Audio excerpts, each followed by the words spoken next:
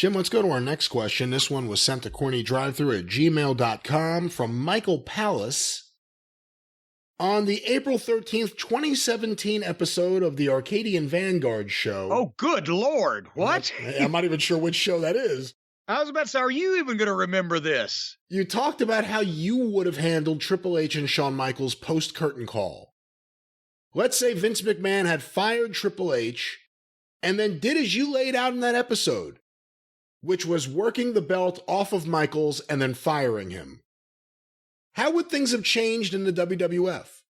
Would Stone Cold, The Rock, and Mick Foley still have developed into the characters they did? If so, how would the Mr. McMahon character have developed without the Montreal Screwjob? And one final question. You've stated on multiple occasions that Triple H was the guy who worked with the guy who drew the money.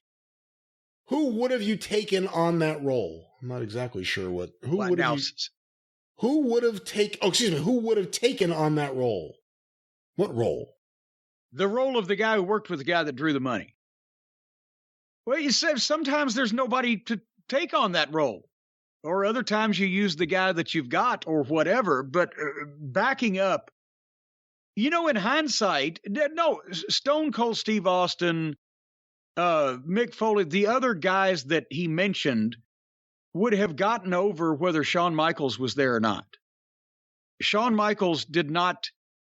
Who was the list again? Well, the list here is Stone Cold, The Rock, and Mick Foley. Okay, The Rock would have gotten over regardless. Shawn Michaels had no interaction really with The Rock. Mick Foley, he had a couple great matches with Shawn Michaels, but he had a couple great matches with everybody, and The Undertaker was instrumental there. The one thing, I guess, that Michaels was good for, and even though it was Michaels that put Austin over with Tyson as referee, honestly, at that point in time, Austin beating anybody and interacting with Mike Tyson was money. And that's sort of like the changing of the guard, the passing of the torch. It went from Shawn Michaels' mid-90s era, colorful WWF superstar to Stone Cold. That was kind of an abrupt change. But the one thing that Michaels probably contributed to the WWF, now that you think about it, more than anything else, was the necessity of Mr. McMahon. Because Vince had never, ever thought about turning himself heel or becoming the on-air figurehead personality of even and behind-the-scenes figurehead also. But he'd always been the announcer. He didn't want to be the boss on camera.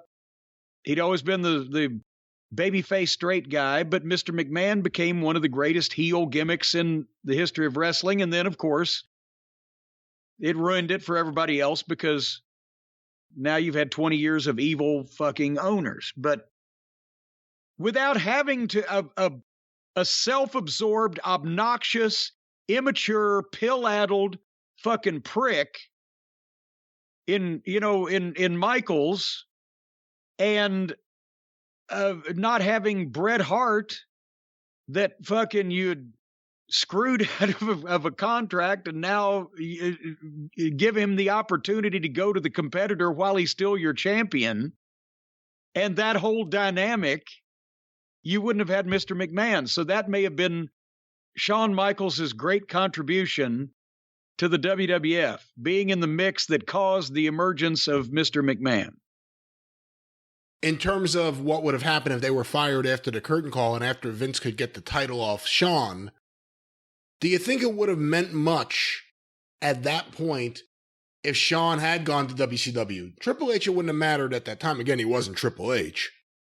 But if Shawn had been fired and gone to WCW, would that have made much of a difference now, seeing how everything else played out?